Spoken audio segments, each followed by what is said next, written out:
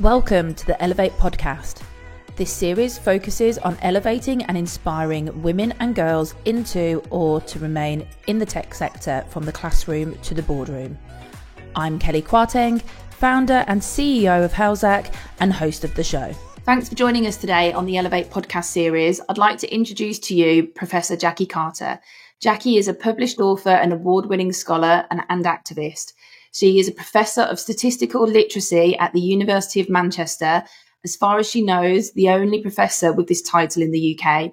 She's won numerous awards in higher education, including National Teaching Fellow and Principal Teaching Fellow from Advanced HE, and industry awards, including Women in Data and FDM Women in STEM for her Data Fellowships programme, which she pioneered in 2014. And we'll be discussing more today.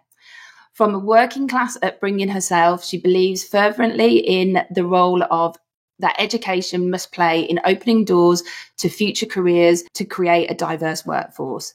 Jackie is also the University of Manchester academic lead for EDI disability and has invisible disabilities. She has multiple positions on steering groups and boards concerned with filling the data skills gap in research and industry. She co-founded the charity Equality Starts at Home, is a co-chair for GM4 Women 2028, a charity set up to improve the lives of women and girls in Greater Manchester, and a board member for Lead 505. Jackie challenges and confronts inequality and champions access of opportunity for minority groups. Jackie, it's an absolute honour to have you on the show today. Thank you very much for joining us. You're welcome. Gosh, I really want to meet that woman. She sounds great. Well, if it's okay with you, let's start. And I just mentioned it in your bio intro about your Data Fellows programme. It would be great to understand more about the programme itself, what motivated you to create it, and what results you've seen so far. Oh, wow, that's a big question.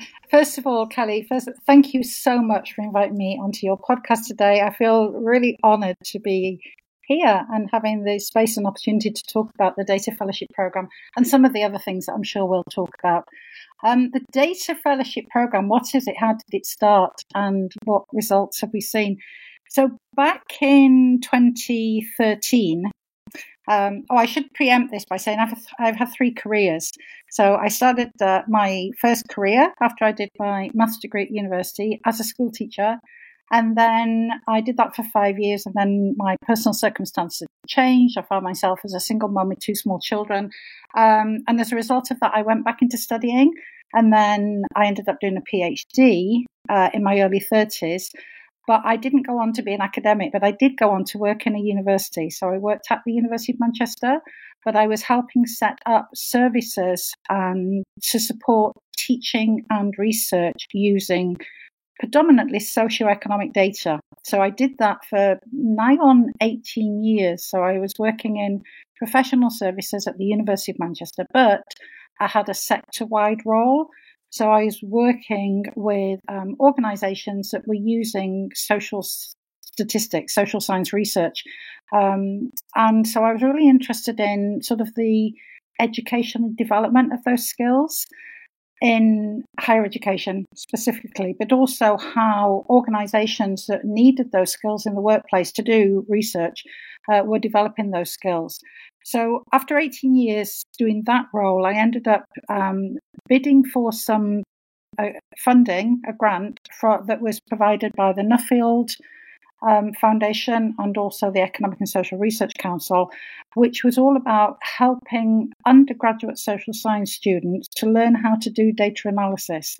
And that's a really long way round of saying that's the role through which we won funding, external funding, at the University of Manchester to set up a teaching excellence centre to teach undergraduate social scientists how to do data analysis, how to do statistics and data analysis. And my role in that was to create a programme that hadn't existed formally, hadn't existed before we got the grant, and we called it the Data Fellowship Programme. So it ran for the first time in 2014 with just 19 students. We interviewed them, we put them into the workplace in the summer between the end of their second and start of their third year. So they had 8 weeks to go into an organisation and do a piece of data-driven research in the workplace. So the short way of saying that is that they were putting their skills into practice that they'd learned in the classroom, in the workplace, to carry out a piece of research. It could have been market research, it didn't have to be academic research, that mattered to the organisation. And after those 19 students came back in the summer of 2014, it was just so apparent how much they had gained from that experiential learning opportunity that we then sort of scaled it up over the next decade. So fast forward to today, 2023, we've placed 350 students from undergraduate social science and humanities degrees into about 60 organisations in different sectors, public, private and third sector, voluntary sector, to do a whole range of different types of data analytics work. And 70% of those students have been female, and 25% over the course of that decade have been from underrepresented or minority groups. So, yeah, that's the sort of sum total of what happens if you start small and then scale up. And, it's one of the things I'm proudest of having done in my career. Wow. I mean, like you said, that is most definitely a journey and a half there. And I think a great story for anyone starting anything new and, have that real purpose behind them. And the results are speaking undoubtedly for themselves in terms of what you've done in that 10 years, in that last decade, going from 19 students up to 350 students. I think, should be super, super proud of that. I think for me, one of the things that really stands out, and it all stands out, obviously, but I think it's really great to hear that 70% of your data fellows on the programme are females. And obviously, Elevate Women in Tech really focuses on that women and girls elevation, inspiration into tech careers. And we all know that the gender gap in tech is one that's not really making much progress. So in your view, what factors do you think potentially contribute to this imbalance within females entering that tech career or even considering tech careers? And why do we see fewer women potentially pursuing tech degrees or going into tech jobs once they finish their education? Yeah, that's such an important question, Kelly, and I'm so glad you've asked it in the way that you have. And I like the "or" part of your final question as well, because one of the things I have not just observed anecdotally, but I now have a decade's worth of data and evidence to show is that if educators, so when I say we, if educators, and in my case, universities, but remember that, I said I was a teacher in my former career, and that was in a secondary school. So if as educators, we can give our young people the talent pipeline, the future talent pipeline, let's call it that. If we can give our young people and the future talent pipeline opportunities to better understand how these careers can embrace diversity of thinking and diversity of skills, we are starting to attack the problem from a different angle. So my perception of this, and I'm actually writing an academic paper on this at the moment, and I've stood on platforms and spoken about this previously. I think the pipeline is broken because I think industry is thinking about it in too narrow a way. So as we become a very data-rich world, what it appears to me has happened is that in order to recruitment practices and industry working through recruitment practices are trying to fill this identified skills gap, this needs that you're talking about, by only reaching out to those people who have gone through a STEM education. So I'm not talking about just at graduate level, I'm talking about at apprenticeship level as well. Yeah. And while there's a fixation on STEM skills through STEM education, I think we're completely missing a big part of the puzzle, which is about, well, how about all of the students who are highly motivated by humanities subjects? What about those people who are really good at languages? What about the people who are really interested in social inequality that might go on to study humanities or social science degrees? What about the people who care deeply about the world but might not have gone down a STEM route to get to where they're getting to, but might have every opportunity and capability to learn some of the skills that will get them into data and tech careers. And I say that, as I say, from a position of having witnessed, these 350 students going through this program, albeit at undergraduate level, but they become graduates. And if we provide an intervention, if we get involved with them at the point where they're starting to discover what they want to do next, and in my case, that intervention is the Data Fellowship Programme, if we intervene, open up an opportunity, then it can absolutely change their futures. And so what I'm seeing is that those students are coming back, I get them to reflect, they come back and they say, I didn't even know this job existed. I didn't know that this skill set was in demand in, the area of research that I'm interested in. So the biggest barrier, I think, that we need to address is not to try and persuade more young women, let's say, to go into STEM subjects. I think we need to collectively get cleverer, get smarter, and think about where can those skills be developed outside of typical STEM trajectories. So I will say that until I shuffle off this mortal coil, because I think, I've been around in this space for a long time. I wrote my first dissertation when I graduated on the gap in achievement, or attainment rather, the gap in attainment at maths between males and females. That was 40 years ago, and we're still having the same conversations. So we need to really get more creative in our thinking. We need to challenge the perceptions and the narratives that we need more people in STEM subjects. And we need to start thinking about, so how about we look across the piece, we're more inclusive in education, and we think about where the STEM skills are being created and developed outside of STEM subjects. So that's something I care deeply and I'm very passionate about. And I think you've put that so well together there. I think there's so many stereotypes when you think of, if you just look at careers in tech, the traditional focus has been that you have to come from a STEM related degree. And I think what your research is showing is that it's much broader. You can take people from different educational backgrounds. I think there's a lot of shout for people that don't even have degree backgrounds, coming from those non-traditional kind of pathways, to being able to transition them into careers such as data or tech. And I think for me, I speak a lot about stereotypes and the impact that these stereotypes have on your early kind of career decision making kind of experiences. And I think, if I think back to when I was at school, a career in tech was just not something spoken about to us within our environments that we were in. And a lot doesn't seem to have changed. I think there's progress coming, and there's the next episode of the podcast that I've got coming out is with a lady called Emma, and she comes from a political science background, I think it is, and she's just transitioned into a career in tech, completely different to what she's done. She's obviously got a skill set that's very different to probably those that are in her role as a software engineer that she's doing today, coming from a tech background, but she did it through the boot camp route.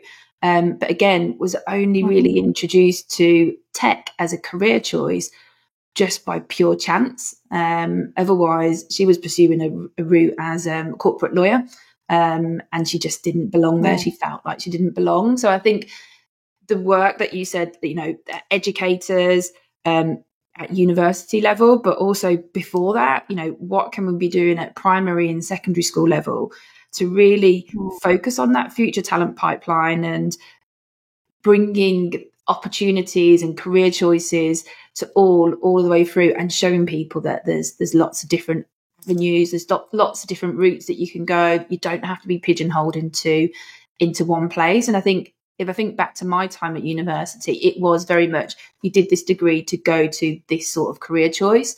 So I like that. I like the thought. And I think you're right.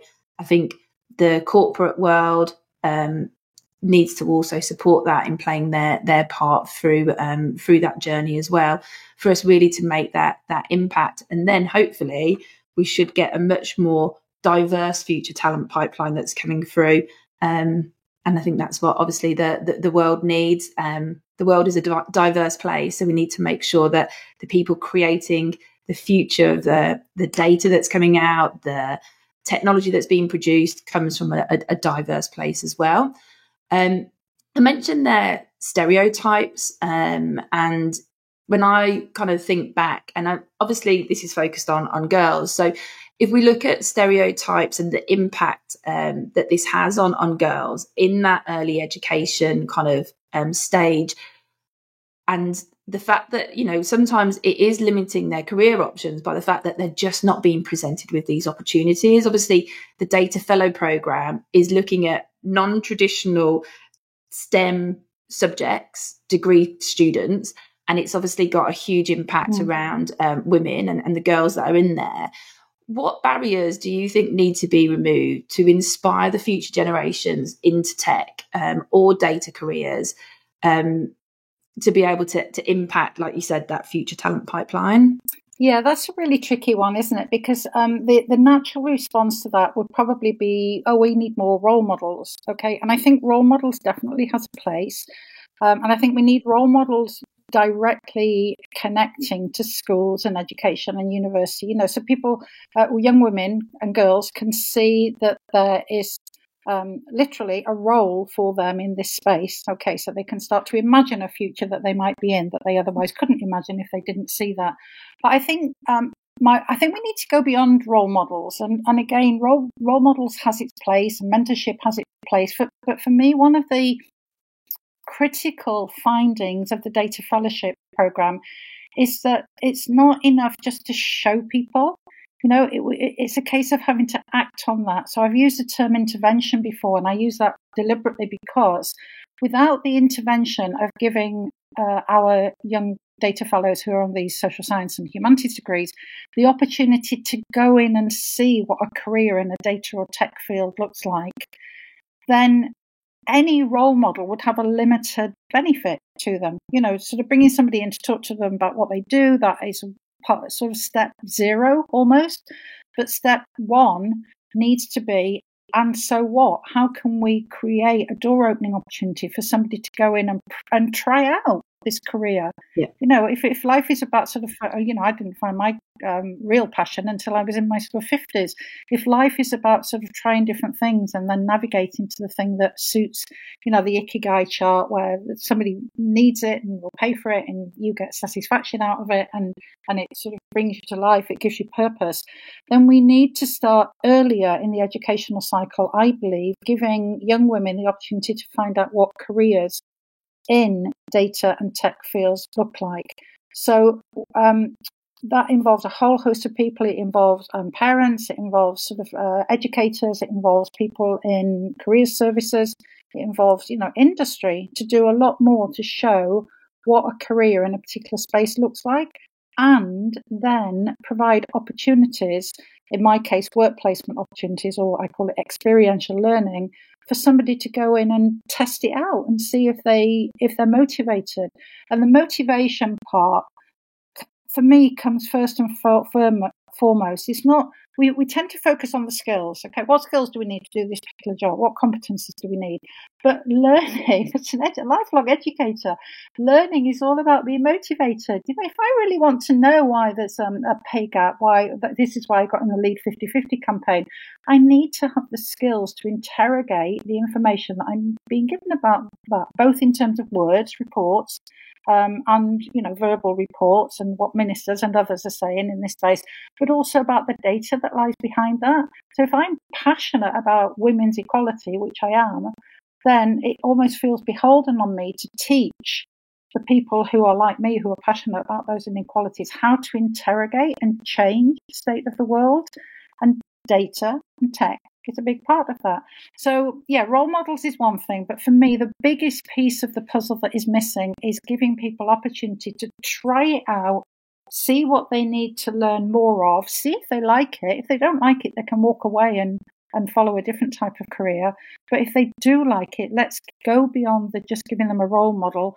Find a mentor, find somebody who can support them, find a sponsor, somebody who will develop the opportunity they've been given, take them on for a 6-month or a year-long placement. And really, I guess the question is who pays? And if industry has a lack of the skills in this area, then let's put the money where the mouth is and bring in the missing diverse part of the pipeline that is perpetuating the inequalities that we see, that the dial is not shifting on, as you've said. We've got to do more. We've got to think smarter, work smarter, and we've got to do more to address this inequality. And I'll finish in a minute, but the stat that sticks in my mind, you may know this, 75% of the code breakers in Bletchley Park in World War II were female. Yeah. 75% of the code breakers were female. And we never hear about that. You can go on the Bletchley Park website and read that. That's a stated fact. And yet the women were behind the scenes doing the code breaking, doing the sort of, intellectual curiosity that helped break the Enigma code and other. My dad was, what's it called? My dad was a semaphore. He read Semaphore in the Second World War. He was on submarines and read. So I've always had a fascination on sort of code breaking, and I did a maths degree, and the code breaking course was my favourite course. And I just think that stat never gets wheeled out. We hear about the big names in code breaking, but we forget that women have often historically been behind the scenes in tech and in computing, and yet still we're faced with this inequality. So something has to change. Yeah, and I love that. I think, when we look at a lot of the women in tech focus, there's a lot of talk about role models, and I completely agree. There's definitely a place for them, but that opportunity, I think if I think back to my time at university, having an opportunity to try out different careers that I maybe didn't think were for me, maybe I would be sitting in a different seat today. Yeah. And I think you're right. I think industry are actually passionate about making a change. And if you look at a lot of the big corporates that are out there, there's a lot of kind of speak about diverse teams and them making impacts around DEI, but then what is it that they're doing to then support that? And I think something like the Data Fellows program, and I'm sure there's different programs that are out there, is a fantastic way to really give those opportunities to that talent group to give them the choice. And like you said, and if it works out, then potentially that organisation is then career pipelining, talent pipelining their own talent to actually make those changes in areas where they may be lacking in diversity. I think whilst we're on the subject of your students that go on to your fellowship programme, I think it'd be really great to hear why you believe that students from a social science or humanities background can transition so well into data careers, because there might be some employers or organisations listening into this and thinking, well, why would I take someone on from that background when I could just take someone on who has done a STEM degree? So it'd be great to understand a little bit more about that transitional piece and why they should broaden their mindsets really as to why this could be a great choice. Yeah, that's a brilliant question. And you're absolutely right. I have been on panels before where I've had that exact response. Why would we take somebody from a social science background that maybe has a steeper learning curve, particularly in terms of, let's say, software engineering programming, when I could take somebody directly from a physics or maths or technical background or computing background. Okay. And my response to that is, well, if we, and I've got evidence to show this, if what we do is we provide opportunity to those people, then we're doing two things. We're developing a more diverse talent pipeline. Okay. So social science programs tend to be roughly sort of 50-50 male, female. Okay. Unlike the feeder pipelines from the STEM degrees that I've just listed, computer science, maths, where they have a problem in terms of the gender split. Okay, So what instead we do is we turn our attention onto where there's a more equal gender split in social sciences than there are in STEM, then we've got a bigger pool of talent to choose from. So the first thing is we've got a bigger pool of talent to choose from in terms of the diversity that we say we want in the workplace, and particularly with women in tech or women in data-driven careers. So we've got more people to choose from, but those people might have a steeper learning curve. So then the question becomes about, but isn't that worth investing in? Okay, and isn't it a brave and necessary thing to invest in that talent early? Because what you can do then is you can get those people into the organization. Often, and this is my counter argument to the deficit narrative, which accompanies, skills gap discussions. If instead of thinking about the gap, we think about the strengths, these students are brilliant at communicating. They're brilliant at thinking creatively. So they're taught, their degrees is teaching them to go away, look at multiple theories about why the world is why it is, and then argue, come up with argumentation about an approach to developing a theoretical framework for this that can lead to an empirical research question that gives them the answer to complex problems. And that's what social scientists do. They look at the world, they look at the complexity, they read about historically what's gone before and the big theories, and then they, with data skills and statistical skills training, they can come up with models of the world. We can test out empirically why it might be like it is or why it's not like it is. We can show that things aren't as we think they are as well through data. So by taking a set of social science and humanities people through the route, building bridges, I talk about building bridges all the time. I'm going to use this metaphor that I start to use in some of my presentations. And I talk about bridge building is often thought of, you imagine a bridge. You think of a bridge that goes from one side of a chasm or gap or a river to another. Okay, it's built to get people across, either walking or in transport. Most bridges are built in a straight line. Think of a bridge, you probably think of a bridge from one side to the other in a straight line. My metaphor that I'm starting to use is why? Why do we always build bridges in straight lines? There's a beautiful bridge in Uruguay, and it's built across a natural lagoon, and it's built in a circular fashion so that it slows the cars down and the vehicles that are going across. So you can imagine they go from left to right and they come back from right to left in a circular motion, and it slows them down to protect the natural lagoon over which it's built. Okay, so it's an area of outstanding natural beauty, and it's protecting that. But it also allows people to walk across. So it's got a road, it's got one route for cars and vehicles, and another route for passengers. Why don't we think about building more circular bridges where we take people onto the bridge, perhaps not from a STEM background? The STEM people can go on and they can drive across because they've already got the skills to get into the tech career at the other side. What about the social science and humanities students that might need to walk across? And as they're walking across, we give them training in software engineering and in data management and so on, and the things that they might not have had on their degree. But when they get to the other side, they've not only got the STEM skills, but they've got all of these additional strengths that I've talked about in terms of communication, often visualization, ways of sort of thinking about really complex, knotty problems that the social world and business world is made of.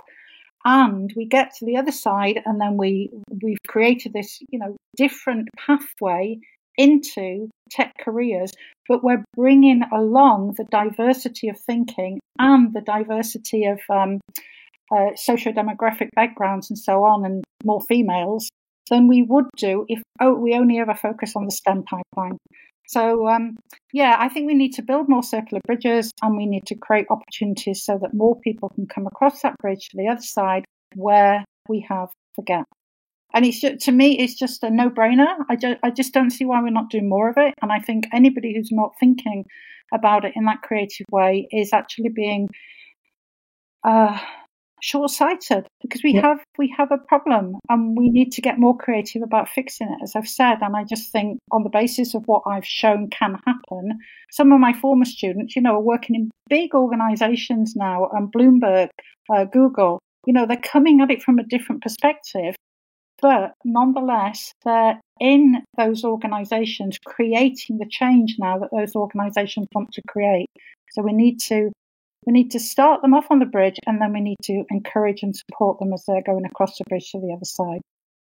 I love that. And I think you've put it so well, that circular bridges, it's a bit like, if you think about, we're not going to change where we currently are with impacting that early talent pipeline if we've got this fixed mindset that everybody has to come from a STEM background. And I think the students coming from the degrees that you mentioned, the social sciences and humanities, they just have a completely different skill set and probably a different perspective to those that have come from it's just, and you're bringing such a diverse group together. So it's having a more growth mindset on how can we impact it. And the fact that, like you said, the typically 50-50 intake on the degrees. I think at the moment, if you look at computer science, I think it's 19% take up of females.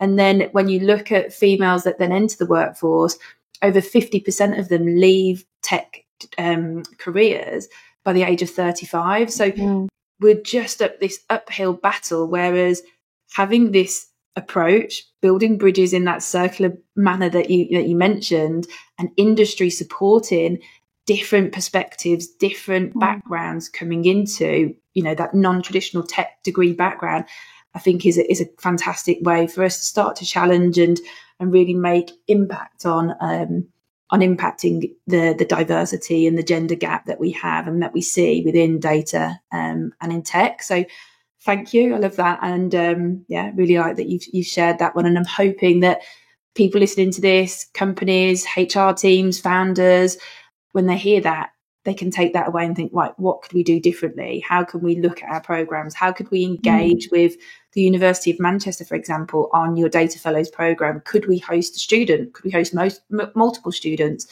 And I think this is the sort of ways that we can start to make those changes and make that impact that's ever so needed on the industry. In terms of yourself, obviously you shared at the start of the podcast your background. You've had 3 careers, started off as a secondary school teacher, then you was a single mom who went back into study, then you worked at the University of Manchester and you where you kind of started the Data Fellow program, working on the professional services side, and then going back into teaching again.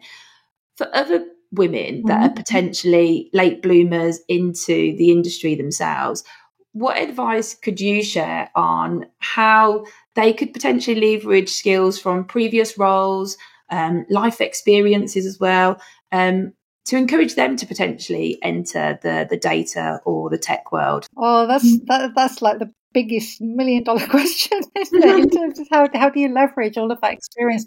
The one thing I didn't say was when I became the Data Fellow program lead, I took on an academic role. So, I started out in education, then I did business engagement, and then the University of Manchester recognised the value of what I was doing and that it was an academic pursuit. And I started off as a senior lecturer and then I got promoted to professor. And I'm massively interested and fascinated by people's careers. You won't be surprised to hear me say that because I've talked a lot about career trajectories. And one of the things I'm doing next, actually, is I'm writing a book on how women can transition between careers, and particularly how women can transition out of academia into civic society and then in the other direction as well. So, how can universities bring in, through their knowledge exchange programs, more people, in my case, women, because that's what I'm interested in, who have experience in different industries that could be of real value into the university sector. So the reason I'm saying all of that is because one of the things that I really fervently believe in is that no experience is ever wasted. Okay, lots of young people go through my program, but also I come into contact with lots of young people, not just through the University of Manchester, but elsewhere, partly because of what I'm known for women in data and the award that I've won, and women in STEM, and lots of people reach out to me. And one of the things I'll say to people always is that everything you do will have relevance at some point in your life. So I was having a conversation with a young person earlier this morning who's got a great idea and we want to develop it together. And it turned out that we didn't have opportunity to bid for a particular pot of funding because the timescales are too short. But nonetheless, we're going to do the piece of work that's required to position us to do what we think will be coming online maybe in a year's time. So how does that affect my answer to the question that you've just asked me? I think one of the things I did, right, so this is what I did. One of the things I did during lockdown was I stepped back. I stepped back from myself and I found a group of women, a women's network, who enabled me to think really clearly about what it was that I had and what I could bring to the space that I happen to now be in. Okay. And I think there's something very powerful and potent about being in the company of other women who may have had similar experiences to you, and therefore you can share that, but also might be connected to areas that you're interested in, but you don't have expertise in. Okay, so in my case, that was women in business. So I'm part of a network now on women in business. And I think, I'm hesitating a little bit, but I think the main, right, I've written a LinkedIn post on this morning. The main powerful tool that I have, that I still use and I teach my students to use, is reflection. Okay, and I think a lot of us sort of bounce from job to job or position to position or responsibility to responsibility without ever stopping to reflect. And it comes back to what you said earlier, Kelly. If we always do things the way that we do them and never stop and reflect how we might do them differently, then we're just going to perpetuate perhaps what isn't working. So, a long time ago, the phrase, if you always do what you've always done, you'll always get what you've always got, was part of a development course I did on neuro-linguistic programming. And so what I've learned to do is stop and look and reflect on what's working and what isn't working, and also capture from that reflection the strengths that I've got that I think are unique to me. So now, to answer your question, how can we help other women do that, perhaps later in life? Stop and think about what you've got that is of value and aligns with your own personal values, because that's really important, I think, to help to be authentic and congruous with what you believe in. But also, again, somebody will pay you for. And if you step back from what you've got, I know lots of women who are just amazing, but they don't see it. And you might not be able to do this yourself. You might need a reflective person to do this with. So if you and I are having a conversation, I can say to you, you're brilliant in this space, and you probably would never have given yourself credit for being brilliant in this space, prior to having that conversation. So find out what you're good at. If that's technical, a woman's reached out to me on LinkedIn this week, and she's transitioning from a scientific background into a data background. And we've already started the process of finding out what it is that she wants from me to help her progress in that career.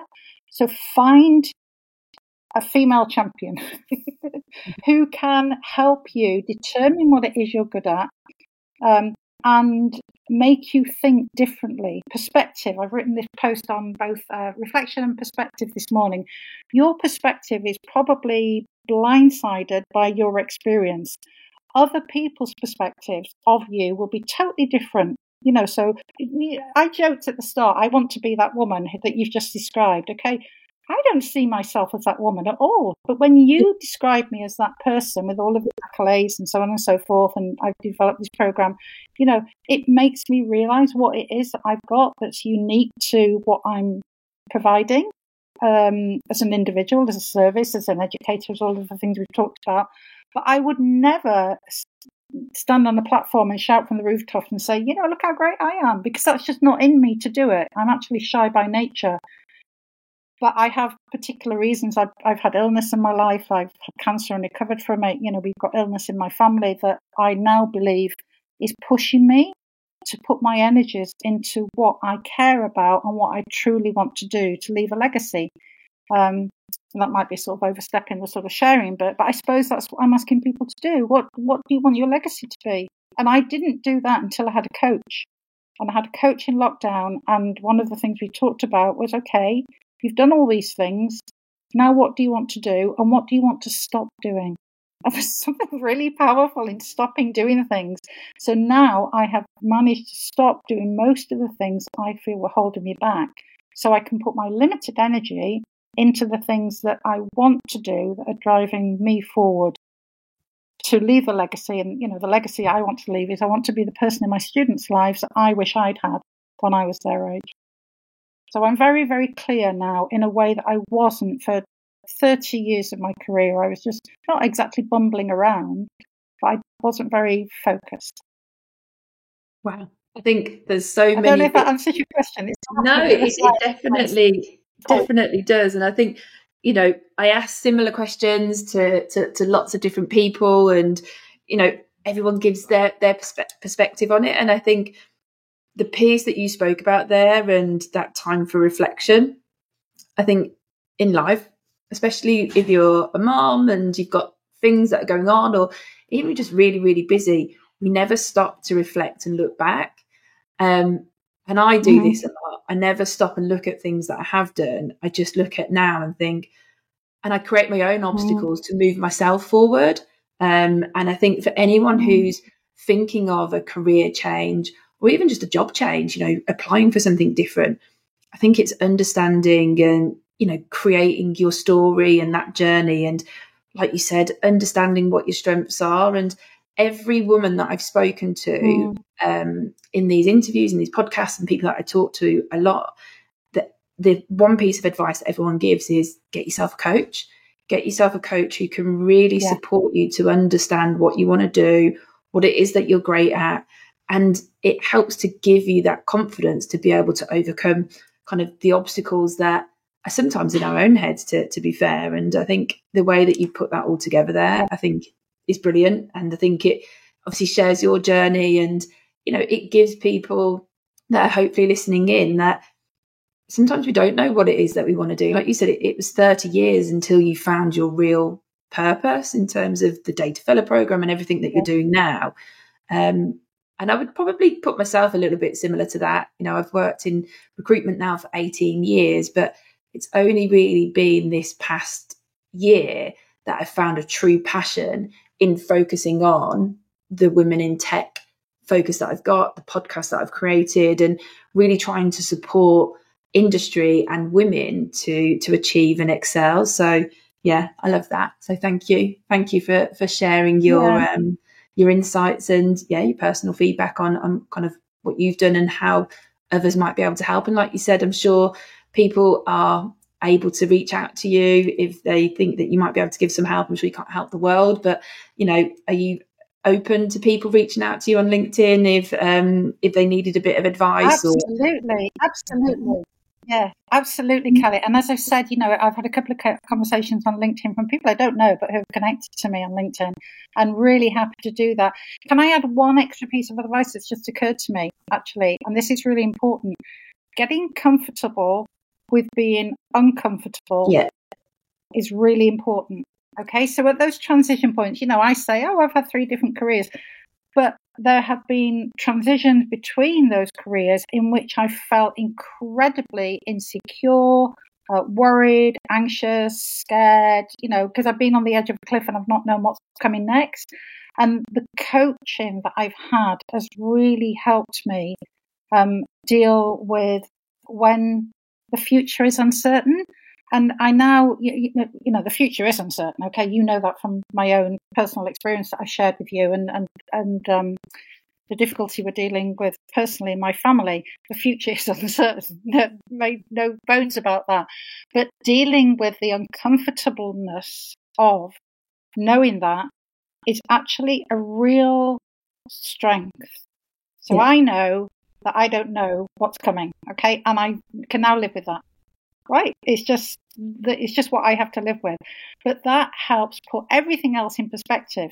Okay, knowing that I don't know what's coming means that every day is sort of like a bonus, and you know that's why I enjoy my job so much, and that's why I put all my energies into what I care deeply about, which is about women in data and tech, and that's okay, and that's just how it is, and so that's how I choose, and it is about making a choice. That's how I choose to invest and use my time.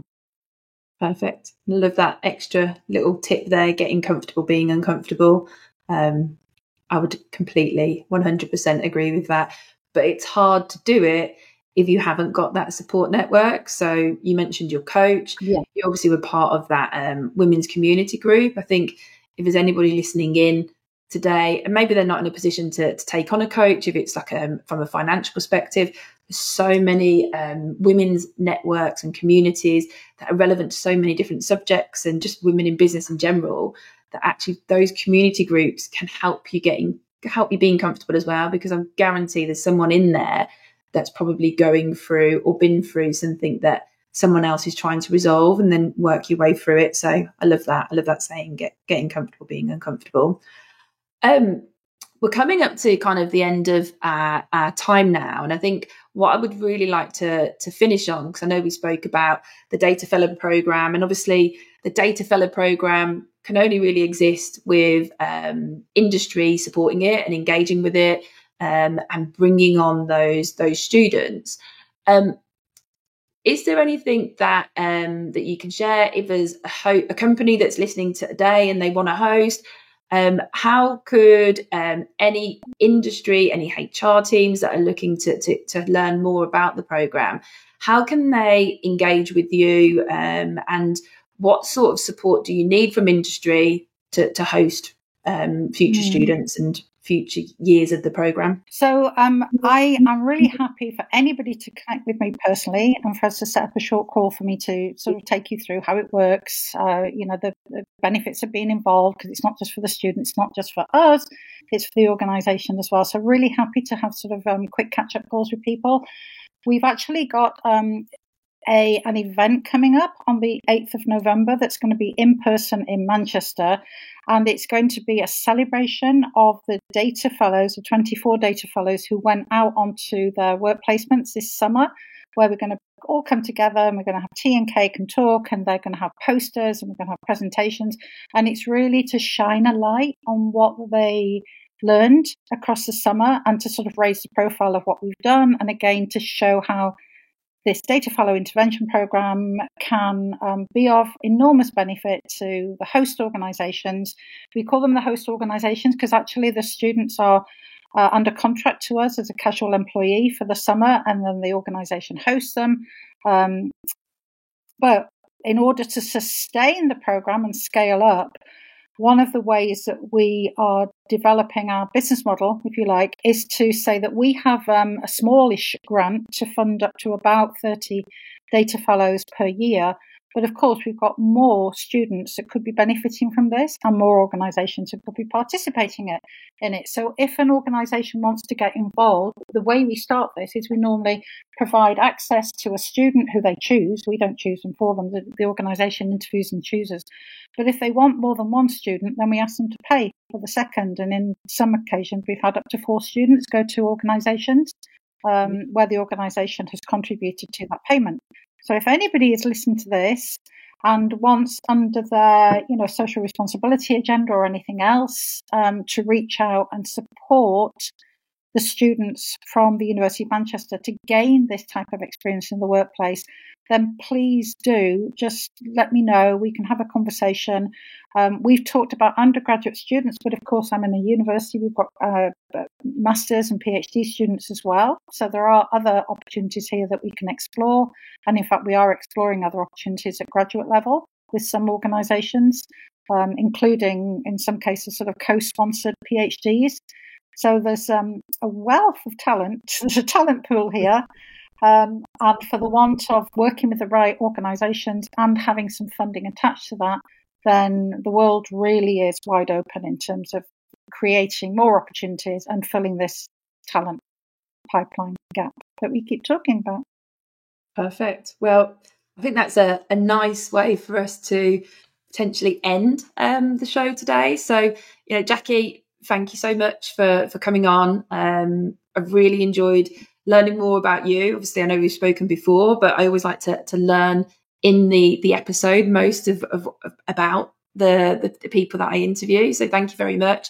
I think your journey itself has been incredible, and the work that you're doing with the Data Fellows Programme at the University of Manchester is just fantastic. So yeah, your dedication to empowering girls and underrepresented talent in STEM is truly commendable. And, thank you so much for being on the show today. Thank you for inviting me, Kelly. I've absolutely loved this last half hour and a bit. It's been such fun. Thank you. Perfect. No worries. And to our listeners, thank you for tuning in to the episode today of the Elevate Women in Tech podcast. Don't forget to subscribe for more insightful conversations with trailblazers in the tech industry.